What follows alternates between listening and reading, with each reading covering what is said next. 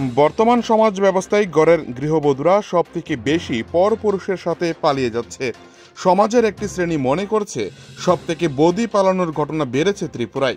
একের পর এক যেভাবে নিজেদের সন্তান ফেলে দিয়ে নতুনভাবে যৌবনের ভালোবাসা পাড়ি দিচ্ছে হৃদয়ের কাছের লোকের সাথে, তা সবথেকে বেশি বেড়ে দাঁড়িয়েছে গত কয়েক বছরে। এবার পাড়ার বৌদিকে ভালোবেসে রাজ্য ছেড়ে চলে যাওয়ার সময় উদয়পুর রেল স্টেশনে আটক হলো দেবর ও বৌদি। ঘটনা শনিবার সকালে উদয়পুর রেল স্টেশনে।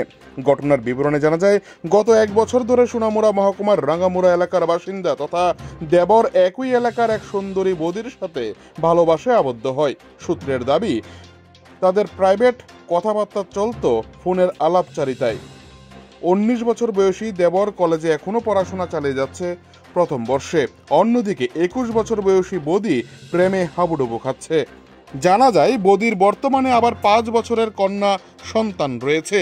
সব মিলিয়ে আজ সকালে কাঞ্চনজঙ্ঘা এক্সপ্রেস করে উদয়পুর রেল স্টেশন থেকে পশ্চিমবঙ্গের উদ্দেশ্যে বৌদিকে সাথে করে নিয়ে যাওয়ার সময় পুলিশের সন্দেহ দানা বাঁধে, আর সাথে সাথেই তাদেরকে আটক করে।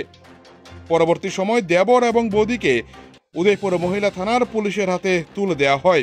ঘটনার খবর পেয়ে সোনামুড়া থেকে ছুটে আসে বাড়ির লোকজন।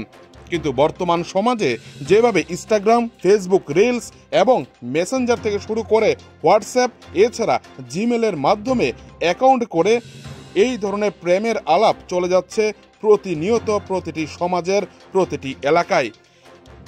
দেখা যাচ্ছে উদয়পুর রেল স্টেশনে এই ধরনের দেবর এবং বৌদির প্রেমের রাসলীলা প্রায়শই ঘটে চলেছে এই স্টেশনকে কেন্দ্র করে।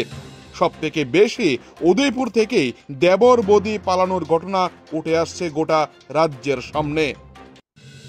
উদয়পুর থেকে নিজস্ব প্রতিনিধি রিপোর্ট, টিভি 100 বাংলা।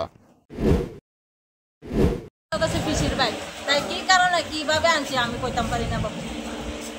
মেয়েটা কি বিবাহিত? বিবাহিত, হের বাচ্চা আছে, 5 বছরের বাচ্চা আছে হের। কিভাবে আরো কত সংসার, কতগুলি সংসার এই মেয়ে নষ্ট করছে স্যার, আমরা জানি না স্যার, আমরা জানি না। তাই যে কি করছে আমার ছেলেটারে কেমনে ফাঁসাইছে আমি কইতাম পারি না। আমার ছেলে গেছে বেড়াইতো, আমি কইতাম পারি না স্যার। মরে যাক কিন্তু আমি হেরাও না, আমি মাইরে দিলাম।